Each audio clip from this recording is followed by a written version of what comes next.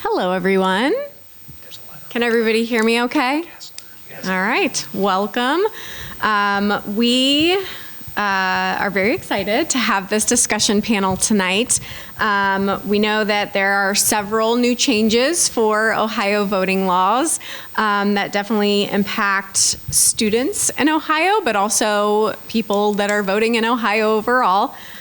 So we wanted to DU Votes here at Denison is partnering with the League of Women Voters of Licking County to bring this panel to us, and we have some folks that are very knowledgeable about the subject matter here with us tonight, which we're very happy to welcome. So I will introduce everybody, and if you want to say a little bit more about who you are and what you do, that would be great and greatly appreciated. So we have Jen Miller, who is the Executive Director of League of Women Voters of Ohio. We have Collin Marozzi, or Marozzi? Marozzi, but it was very close. I'm so sorry. I knew I was going to get that one wrong. Deputy Policy Director with ACLU, Ohio, and Brian Mead, the Deputy Director of the Licking County Board of Elections. So definitely folks in the room that know and that are quickly learning what these new voting laws are about and what the changes are. So I will turn it over to AJ Hartwick, who is one of our co-coordinators of DU Votes here on Denison's campus, and we can kick off some of the questions. And I guess in general, starting with what does it look like to vote as a student in Ohio now, and maybe what are the most prominent changes, and we can sort of just run it as whoever wants to take the question, and then we can ask pointed questions to folks as we go. Is that fine? Yeah, that sounds good. All right. So you want us to start, or you? Yes, you can start. Sort of like Sorry. broadly. Okay. Well, I think, the biggest change obviously is how, college students and voters in general will prove their identity once they go to the polls. There are some significant other changes, but that's really the headline here. And just to do a bit of table setting as to how large of a change this is, when we were advocating at the State House, saying photo ID for voters is not necessary and it is, restrictive, the common retort is that 95 to 98% of voters use a driver's license or a state ID card when they go to the polls. What you don't hear about is 10% of Ohioans voting age don't have that driver's license, and that is a consistent number that's spanned over the last decade. So we are looking at roughly 1 million Ohioans who don't have a driver's license or state ID, and just because they aren't a former voter doesn't mean that they aren't going to be a voter. So we are talking about a very significant population. And basically what a voter has to provide now in order to vote in person is not just any photo ID. It's one of 4 explicit photo IDs. It's a driver's license, a state ID card, a US passport, or a military ID that's been issued by the federal or state government. And to be clear, when we say driver's license or state ID, we mean Ohio issued. Correct, which I think is a big area of concern for college students, especially out-of-state college students, especially Denison, which I just glanced over your website earlier today, and it shows that 80% of the student body here is from out of state. So obviously this impacts a lot of people that call Denison home. I'll keep going, but I don't know. Yeah, sorry. Obviously, absentee balloting deadlines have changed, both the deadline by which you must request an absentee ballot, but also the deadline that your county board must receive that ballot. They've been expanded. The deadline has been expanded to now it's 7 days pre-election, whereas it used to be the Saturday at noon before. So you're going from 3 days to 4 days, or 3 days to 7 days, pardon me.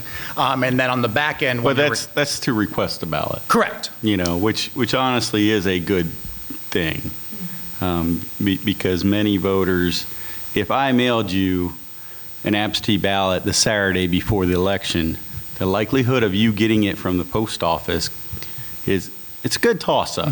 So that is one that, as an election officials, we definitely looked at trying to push for that change. But the return is also shorter. And that is not one of the highlights that we wanted.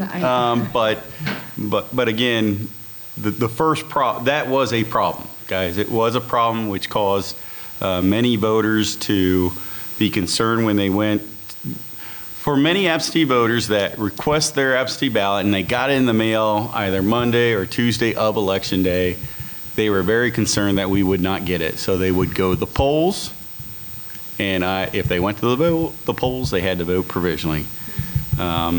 If we can work to cut down provisional voting, that is a good thing, in my opinion. But some of the other changes, I think, is causing, especially you guys, to look at possibly doing more provisional voting. And I know provisional votings might scare some folks or deter some folks, and that's definitely not what we want. But I did cut you off, but I did want to clarify, that is requesting a ballot a week out. But the back end, I think, is more problematic with folks. Well, and to be fair, the ACLU and the league, we do a lot of voter education. Once it got less than a week before the deadline, we would start urging people to go and vote early in person. Don't leave yourself up to the unpredictability of the mail service getting to you for, the exact reasons that were just mentioned. So I definitely understand that caused some real problems for people to get their ballot. There are also changes to the early in-person voting calendar. The Monday before Election Day is now, that's not available for in-person voting. Those hours have been reallocated to the week prior to Election Day. It's my opinion that those hours could have been allocated more usefully. Right now, it's going to be kind of a scattered or staggered schedule for that last week of early voting, to where hours will be different depending if it's Monday versus Tuesday, Wednesday, Thursday on that last week. That is what it is. Also, there were additional changes to curbside voting in terms of kind of making it more explicit who does and does not qualify for curbside voting. And I'm sure I'm leaving out a few other things, but I think it's okay. Let's step back because we got in the weeds really fast. So the first thing that we always need to do when we're voting is we need to make a plan.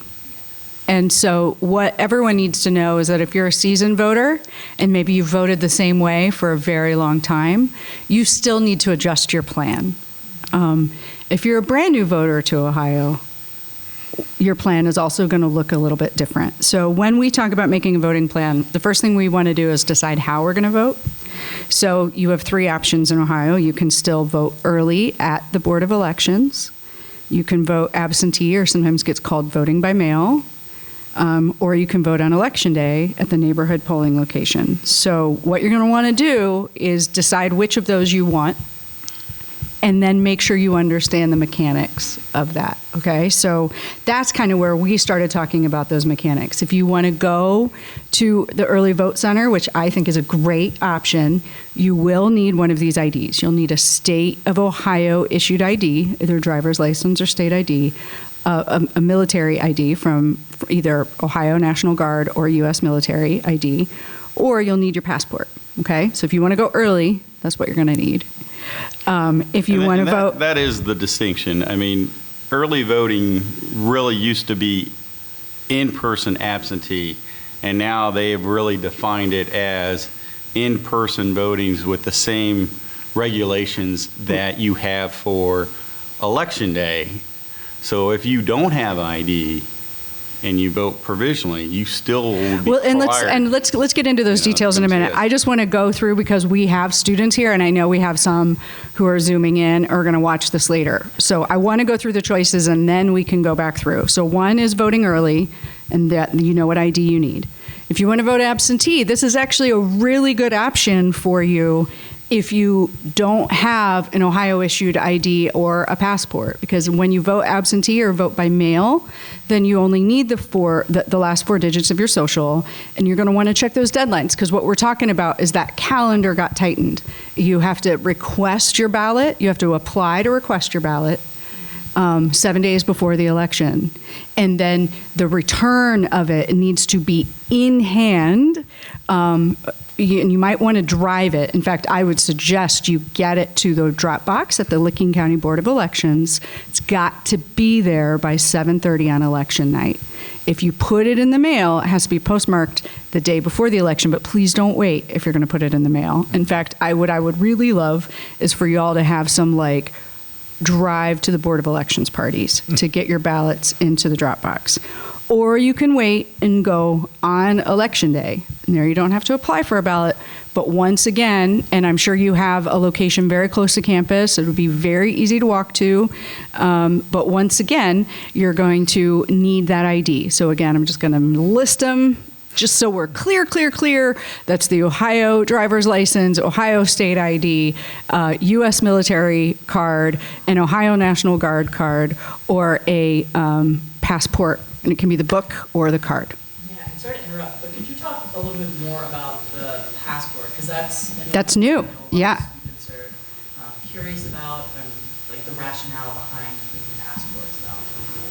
So I think I have personally spent a lot of time at the State House talking about wanting to let passports count for voting. Okay, so because if you know my identity and I can fly to international countries, right, then it should prove my identity for voting. So this is a new change. Overall, we're concerned with a lot of the changes in this package, but this is a good one. And so that changed, and one thing I want to keep in mind, and what you all to know, because there's also been confusion about IDs when it comes to addresses. As long as it's a current Ohio ID, you don't have to have the same address. It does not have to be the right address, as long as it is unexpired and it is issued from Ohio. The passport does not have an address, and that's okay, because what we're talking about is proving your identity. When you check in, they're going to ask your name, they're going to ask your address, and then they're going to ask for your ID when you go to vote. So, because I know a lot of students were concerned about that too. So theoretically, if a student were to get an Ohio ID and the address listed there was, say, their freshman year dorm address, and if they moved into a different dorm, sophomore year, junior year, senior year, that ID would still be valid throughout. Yes. And before we go on past ID, there's one more thing for students that I think is really, really important, and it's this. You can go get a free ID, a free state of Ohio ID.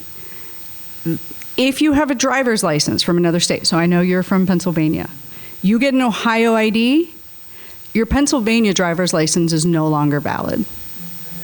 So what I would suggest is that you actually try to get an Ohio driver's license that way, or you use your passport, or you vote absentee or by mail, where you can use the last 4 of your social. But the biggest concern that I have is that out-of-state students are going to go get that free state of Ohio ID and then be driving around and not realize that their driver's license is no longer valid. So if there's only one thing that we make a plan together for tonight, I want it to be that we help students understand what the ID rules are, including what could happen to their out-of-state driver's license. Now, as a voter in Ohio, when you move from freshman dorm to sophomore dorm, the burden is on you to update your address, and you should do that. You still can vote, but you should update it to your new dorm address. You can do it online, And let's be clear. I encourage you to do that. He's not saying update your address with the BMV, your state ID. He's saying update your address in terms of your voter registration. So you're doing that online with the Licking County Board of Elections. Yep. I have a question. I'm a retiring from Denison. It used to be that the student addresses were essentially a mailbox in Slater. Not anymore. So And, to change. yeah, that was a direct, that was an order issued by then Secretary of State Bruner with our board, and that has since been changed and rescinded by Secretary LaRose. You need to register where you live, where you actually live. You can still have the Slater box as your mailing box, essentially a P.O. box, but we need the address where you live. And just in case the folks at home didn't hear what the question was about you get your mail at one location, should you register at the mail room address? Actually, no, because the way districts are, your dorm could actually be in a different district than where you get your mail. So you can work with your university on that. And thankfully, Denison has done that. There are some universities that it's actually still very difficult to get those dorm addresses. So I want to applaud Denison on that. So now, how we do it, every student registers with their primary address as their exact dorm address, and then the secondary address is where they receive mail, so that they can actually get their voter registration information in the mail. And our shameless plug for our lovely D-Votes team does a lot of hard work to get everybody to update their new dorm address every year. So yeah, that's. And I believe most of the students are in Granville Village C. Yes. There is a small section, a very small section that I guess are in the township, but that is a very minor part of the students. And I think you guys are on top of it. We appreciate you being proactive with registering folks and also giving students that graduate an opportunity to cancel their registration. If you're moving back home to another state, you should register there, you know. So let's talk about provisional balloting, because we talked about it, but I want to make sure they understand what that is. So here's. Just reinforce this, because I think the focus on getting an ID kind of went quickly over the point that you have to also register and/or update a registration. Right. Not just have a right ID in hand, but be sure that the Board of Elections knows where you're going to vote, and that's done through updating your registration. And that is key. We will not count an unregistered voter's provisional ballot. Okay? If you have not registered and you go to the polls, you go to First Presbyterian, your name's not on the list, if you vote provisionally and have never registered in Ohio, it will not count. And that is the primary number of folks that vote provisionally that do not count, is they were never registered. So thank you, the league, for again pushing registering your voting, you know, with us. Going to the BMV is not the same thing. You actually have to fill out a voter registration card to be registered in Ohio. Or online. Or online. What's the deadline for voter registration for the May primary? I believe it's April 3rd. Mm-hmm. April 3rd for May, and then when we start voting on the 4th. Okay. You know, and I think the league is passing out different registrations and all that. I think they just dropped off 75 to the office today, so I appreciate that. 91, I'm sorry, I didn't. All right. I should have said almost 100, right? So again, what we encourage you to do, even if you are registered to vote, before the voter registration deadline, get online and check and make sure that your information is right. Okay, make sure that your address is right before April 3rd or on April 3rd. Another question a lot of students had was about the legal challenges that are being litigated over this. So could you sort of walk us through what that looks like, how to follow it? Because a lot of students aren't quite sure how to conceptualize that. Well, unfortunately for people who want to follow this lawsuit, it was filed in federal court, which, if you know anything about the federal court system, the thing that, in my mind, most defines it is that it's inaccessible. It's not very public, and unfortunately, it doesn't seem to be becoming any more transparent. That aside, there really hasn't been a whole lot of movement in that case aside from the complaint being filed. You know, we haven't had an order. There's been no real schedule set in terms of when this lawsuit actually kicks off in earnest. The complaint is just kind of sitting in the Northern District of Ohio. I wish I had a better update, but there just hasn't been any movement on it. And no injunction was filed. Correct. So these new voter ID laws and provisional voting and changes happen for May. Okay, so the last day I can mail an absentee ballot is the Tuesday before the election, not the Saturday before the election, so it's a week out. And I guess the league was talking about a plan. Have your plan, and please don't procrastinate. You can request an absentee ballot right now. Mm-hmm. Every year you can ask one in January. You can fill out two, January 1 for the primary and one for the general.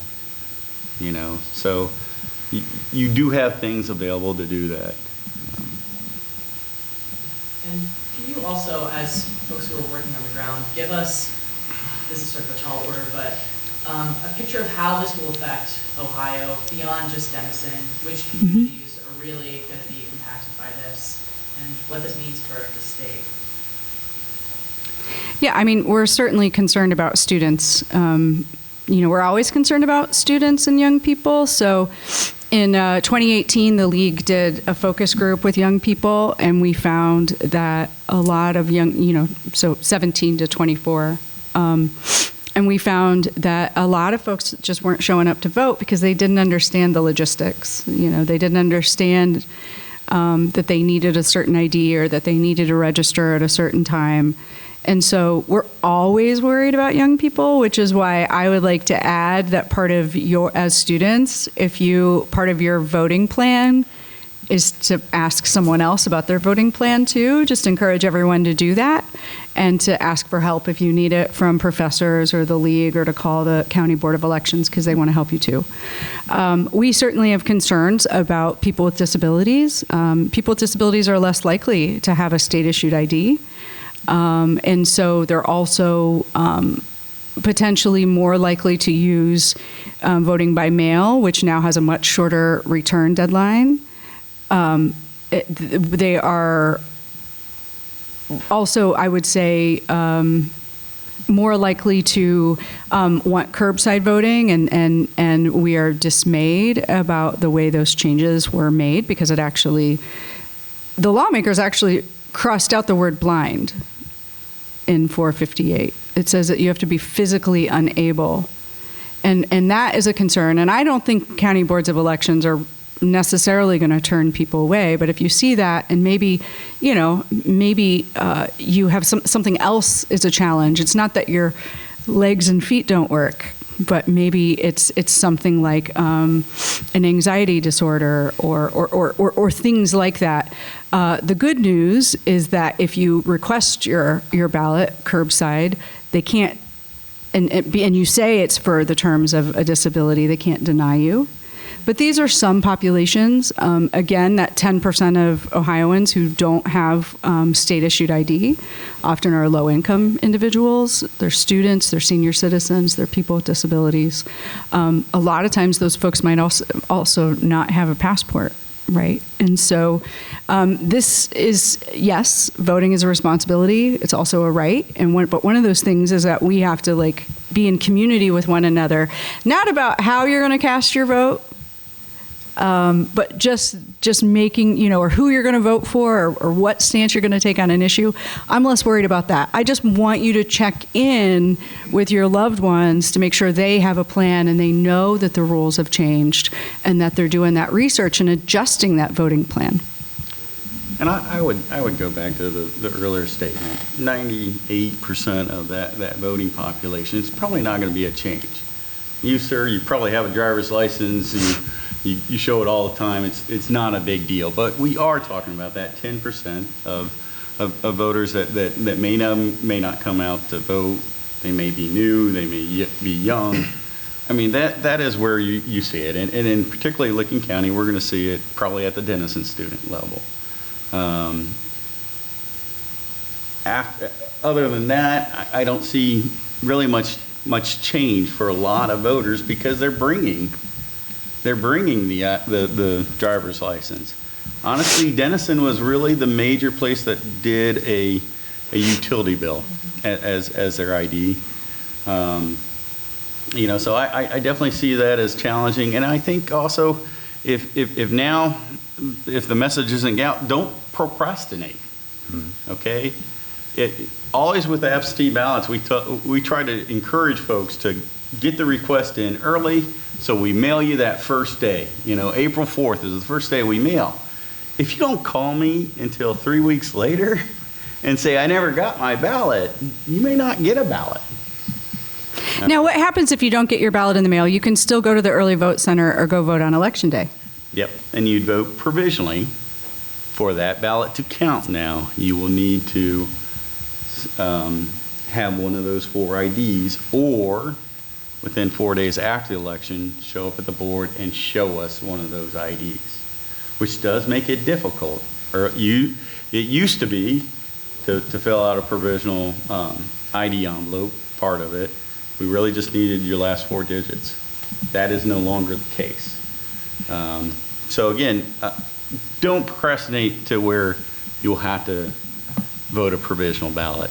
If you request an absentee ballot, be due diligent. Hey, I see that you sent me a ballot. I didn't receive it. What can I do? And we can send a second ballot. Don't worry, we only count one. No, we only count one. But yeah, if you request an absentee ballot, show up at the polls, you'll be required to vote a provisional ballot. And there's other times that you need to vote a provisional ballot, and that's another thing that I sometimes hear from students is they're worried they don't think that's a real ballot or something. So why we have a couple different kinds of ballots, right? So the good news is if you show up to vote and there's some question, they think that maybe there's an absentee ballot in the mail for you, or you forgot your ID, or you're not registered, whatever it is. The good news is right there you will get a ballot and you will get to vote. That's what and a provisional ballot is just different in the sense that there's some sort of question about your eligibility to vote, and so they are giving you one that they can then verify, right? So if you have an absentee one that's lost in the mail, but you show up, then they're just going to hold that provisional ballot just to make sure that that absentee one, both aren't going to count, right? If you have a question about your identity, let's say you forgot your ID, the good news is that you'll get that provisional ballot, but you have to make sure that you follow up and you prove your identity to the Licking County Board of Elections with one of those IDs. So one of the most important things is when you go to vote and you get a provisional ballot, you will likely get instructions from a poll worker. It's usually a piece of paper, it doesn't look that interesting, please keep it. If it doesn't make sense to you, check with the league, check with a professor, call the County Board of Elections, check with a parent. But that's your instruction. That's really your next step to make sure that that provisional ballot will count, that you may have things you need to do, like showing up with your ID. Yeah, so the number one reason people are voting provisionally, at least in Licking County, is because you moved either from Franklin County or another county into Licking County, or you moved within Licking County and did not update your voting registration information with us prior to election.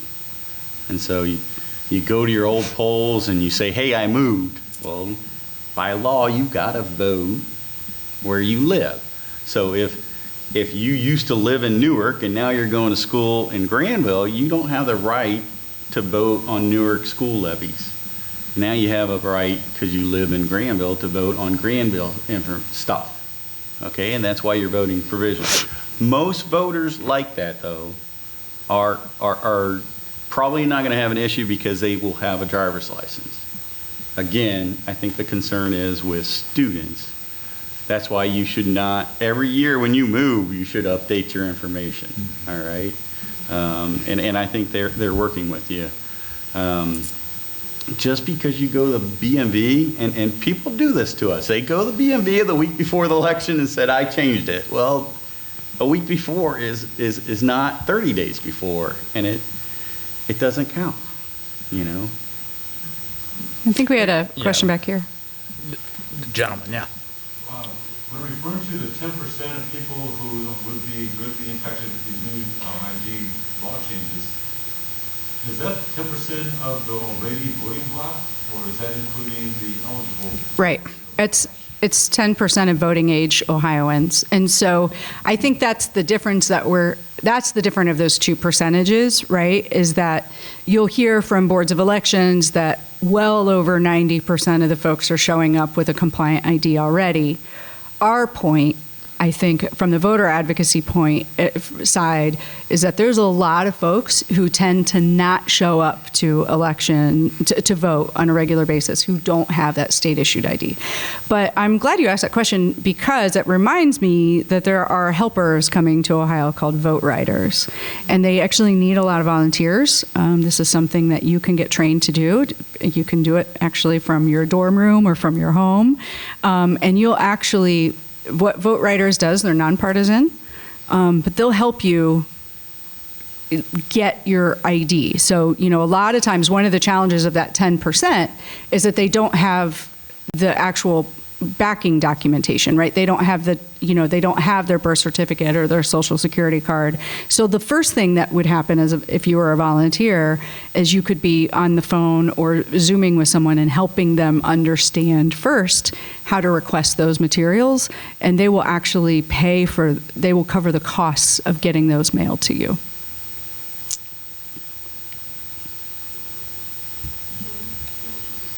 I was just going to say that there's a little bit of a catch-22 I'm sensing here, and, somebody shows up to the poll, they don't have a photo ID, says, okay, over here to the provisional table and vote there.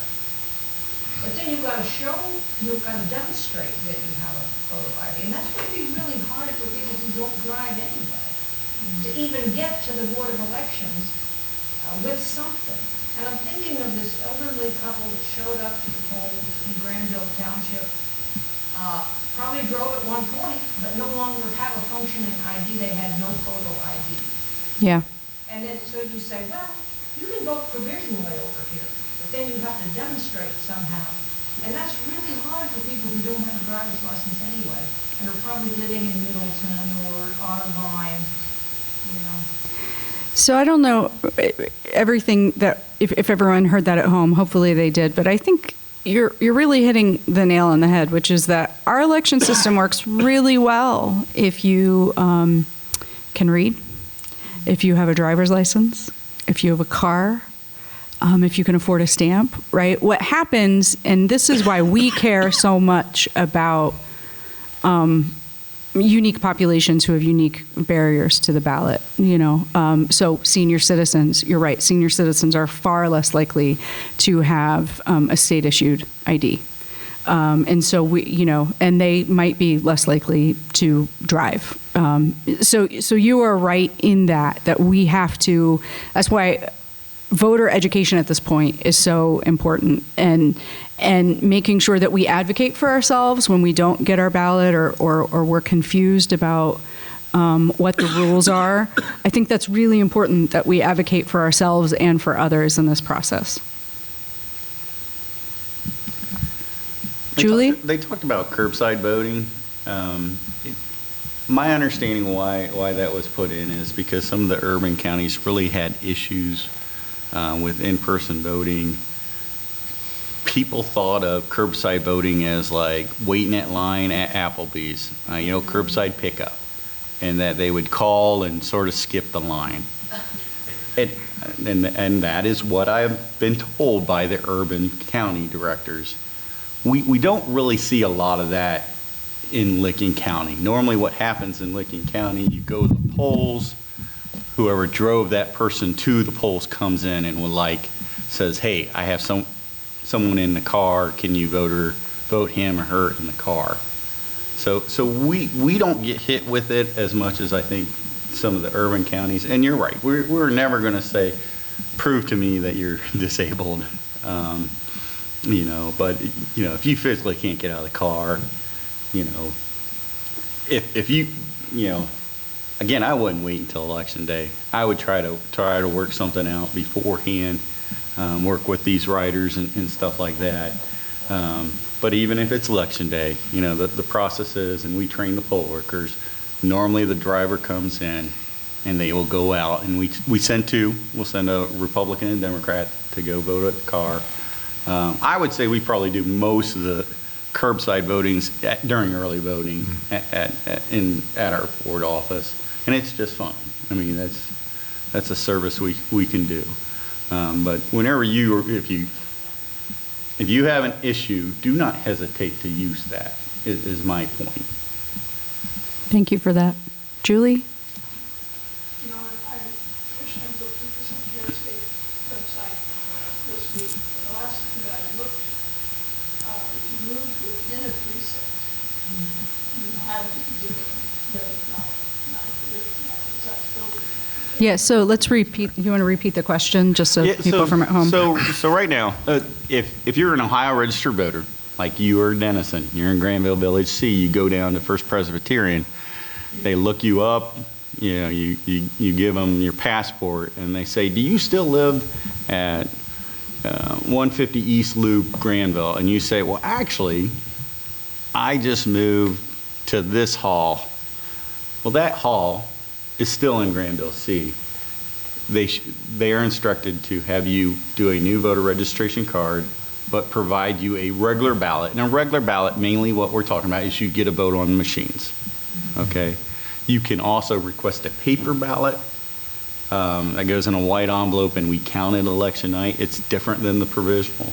But generally, when we're talking regular ballot, I think folks in Licking County understand we're voting on the machines. So yes, if you move within your precinct from one dorm to the next, you still should be able to vote a regular ballot on the machine. They will ask you to fill out a voter registration card to update your information and all that. But that is still law. I think Jen was asking to repeat the question. Yeah, but the question is, so if you go to vote and you have a different address than what's on the registration, if you're still in the same precinct, which means maybe you just moved just a few doors down or those kinds of things, you're going to get to vote a regular ballot. If you moved and you're still within Licking County, but it's not the same precinct, that's one of those times that you're going to get a provisional ballot. And you will be required to go to your new location. Okay, understand how like polling locations work. They only have the ballots for that area. So First Presbyterian only has ballots for Granville Village. Brindle only has ballots for Granville Township. If you move out of Granville and go to Johnstown, you can't vote provisionally in Granville. You must go to your new location and vote there. On election day. On election day. You could early come vote, see us. yeah. You could come see us at the board elections, and we would vote you. Could you guys talk a little bit about the vote rider system and how that could be sort of utilized by Denison students who might be interested in volunteering or may want to utilize those services? Yeah, and we'll have more information for vote riders that we'll get to the local league to get. We just haven't gotten those materials yet for you to get throughout Denison. But there's a couple different pieces here. You can be a volunteer, and you can also be someone who benefits from vote riders as a voter. So, but again, these are volunteers that are experts in helping navigate the ID rules and the ID system. So that's their number one job, and so they could be helping lots of Denison students get their new state ID.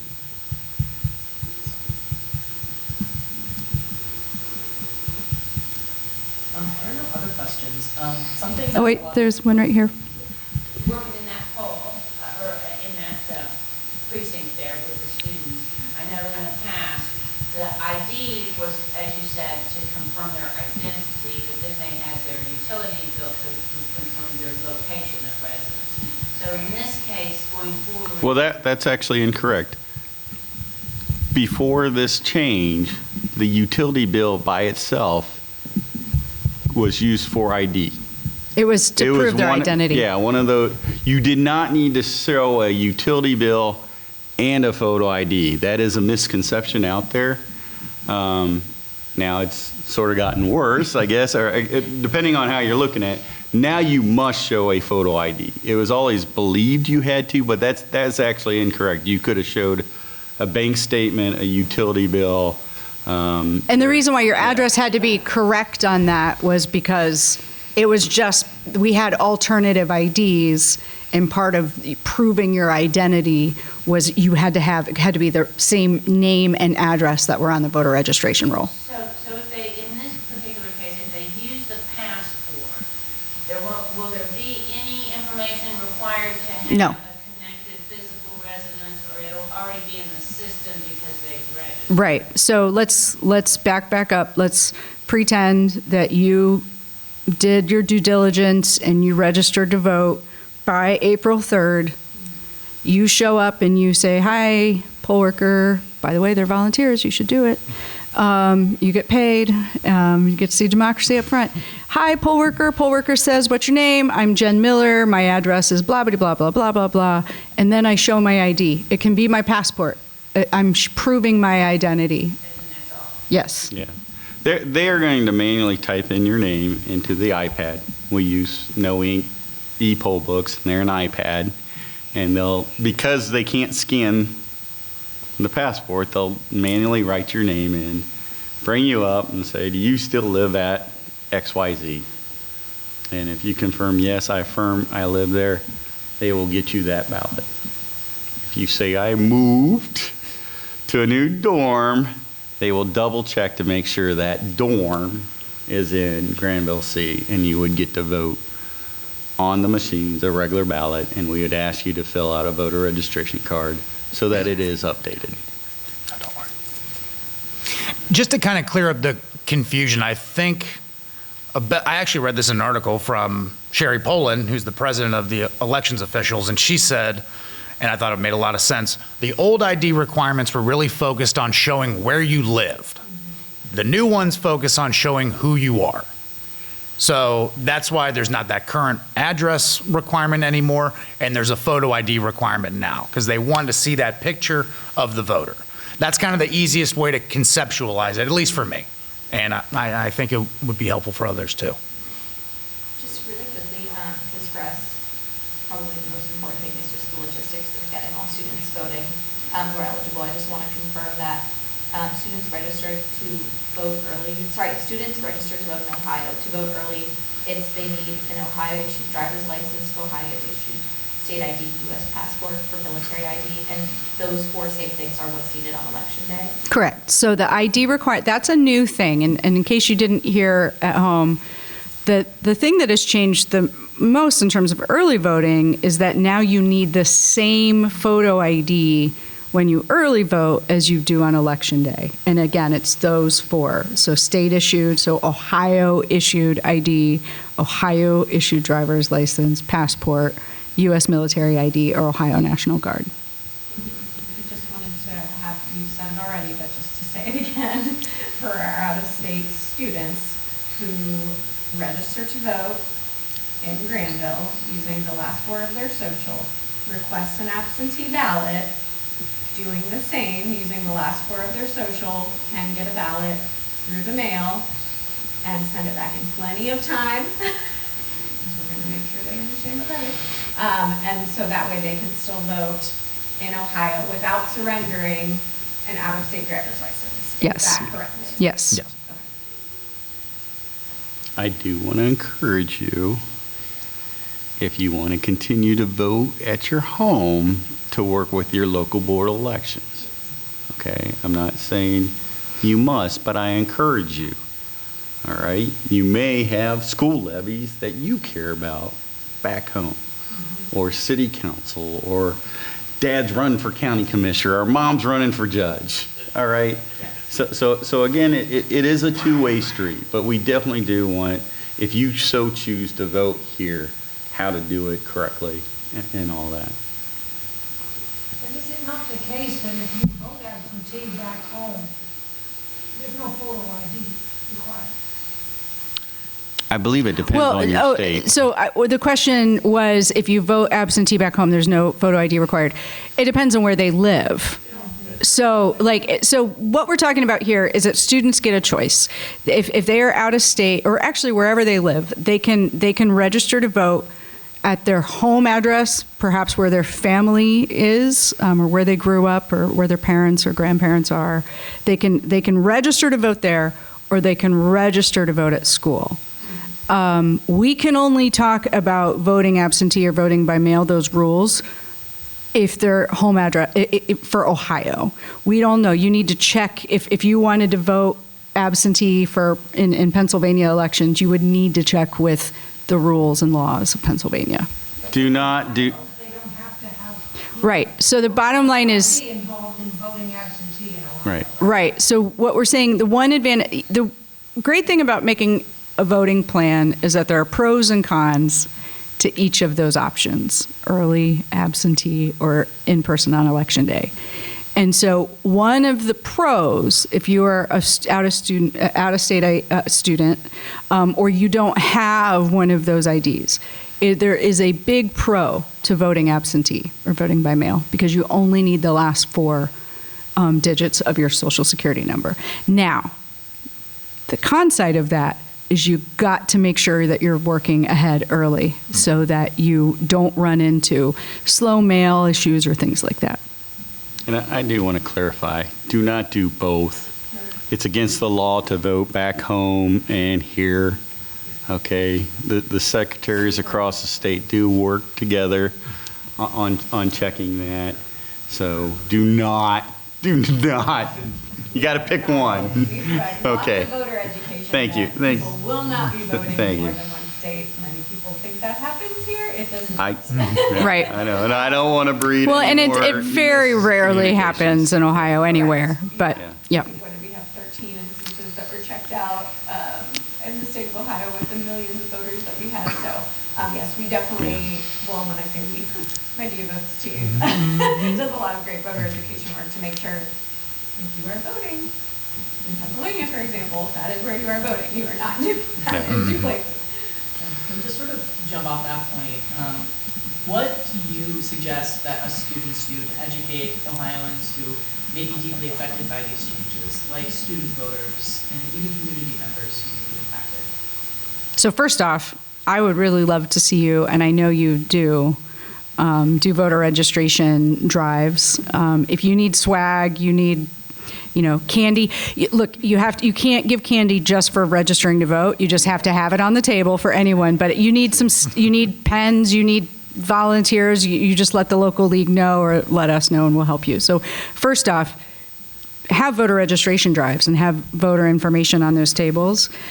Become a poll worker, because poll workers are really the backbone of how our voting system works. And so it's great. You get to see democracy up front, but you also get to make sure that voters are getting the services that they need and they're getting the right information. Volunteer for organizations like the League, which, by the way, it's only $5 for student membership. And then if you're a student member, you can come to like State House Day for free or whatever. So, volunteer for organizations like the League or Vote Rider or Election Protection. We also sometimes just need folks to be getting materials different places. Our election protection signs, which is a nonpartisan coalition, 866 Our Vote. Actually, those signs have information.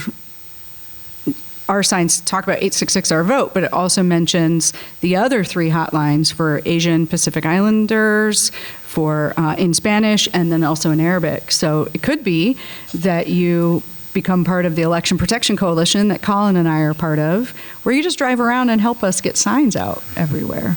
There are so many ways. The point with democracy is that it works when you work it. So just get involved. Maybe you're really passionate about a party or a candidate, then do that. That's not what we do, or actually he does either, right? Like we're not kind of in the candidate business, but if that's what you're really excited about, then do that. Volunteer for a candidate, knock on doors, and then really be asking people if they have their voting plan, and ask them to talk through the plan with you in case, they might not be updated on the new changes. You can help them with that. So a lot of people don't know this. We basically have an election twice a year, every year, okay? And you only look at the big ones, okay? In the presidential 2 years ago, or 3 years ago, we had 95,000 voters from Lincoln County vote. We took a $25,000 hit, or 25,000 voter hit, just last November. You know, it went from, you know, president and Congress to now governor, Congress, U.S. Senate, and 25,000 voters that had voted just 2 years earlier did not vote. And local elections, it's even worse. You know, so have your plan, but talk to people. I mean, a lot of times it's just procrastinations and then, oh, why bother? My vote doesn't count. Well, baloney. Baloney. I've had a lot of races here in Lincoln County. We've had to flip a coin because it was a tie. You know, I mean, we've had it. So I would make that plug. And if I could just chime in as to why it's so important, these local elections, like these primary local off-year elections, is a like force multiplier for your vote. You know, because I've seen countless local issues, local tax levies that are decided by a coin flip. There's 95 people that vote in it total. You know, you have a much greater chance of actually being that tipping vote to create the community that you want, whether it be a local library fund getting more, you know, tax dollars, whether it be like your favorite restaurant down the street getting a liquor license for Sunday, you know, because those are up for a vote. Maybe we don't want to, I'm not endorsing that, you know, I'm just saying, but like having that really, really, you know, outsized influence on creating the community that you'd like. That happens in local elections, and even more so in local primary elections. Do we have a final question? Because I think we're up on time, right? Yeah, I think a good sort of way to close this out would be to sort of just reiterate the main parts of voting plans, specifically for students, what you all would recommend, just like lay out those steps really concretely, just for anyone watching. Well, I think you had a final point you wanted to make. So. Well, I just, you know, again, voting matters. In November, you are going to probably have 10 things to vote for if you're here in Granville Village C.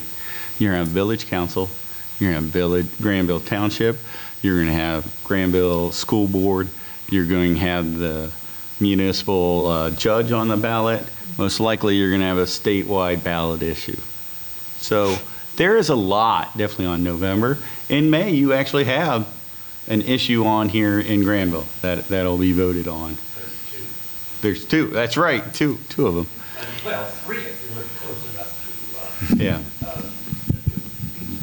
Yeah. The local option. That's all right. Liquor sales, but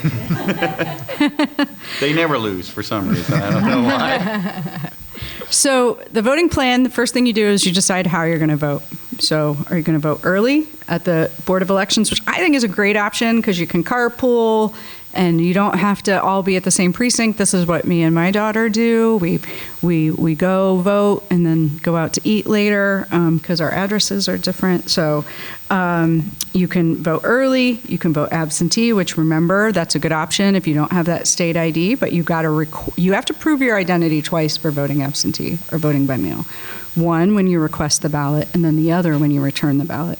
Or to vote on election day. So that's the first thing is decide how you're going to vote, then make sure you do the research on those rules. Make sure you have what you need on those rules. Don't wait until election day to look up what ID you need, right? So when you're making your plan, kind of scroll through what those rules are. Then make sure you're researching your candidates. Vote that entire ballot. Things like local judge really matter, and they can be determined by one or two votes. Go vote, and if you have any problems, then advocate for yourself. Ask questions. Call the Lincoln County Board. Check in with the league. Call 866-OUR-VOTE. Because there's a lot of us here who want to make sure that you're able to successfully cast a ballot and have your voice heard. That's it. Yeah. Very helpful. We appreciate it because we want to be very clear on what the new law is and making sure we're giving you accurate information and following it. So thank you so much for being here. And this will be on Denison's YouTube, so we can share it out and get that education to the community. If you all have anybody that you think might want to see it, it should be on Denison's YouTube, and I've recorded on Zoom as well. Yeah, thank you so much. Thanks for All having right, us. it was nice to meet you. Nice meeting you. Take care. Take care. Yeah. Nice meeting you, sir. Nice meeting you too. I got about 10 copies.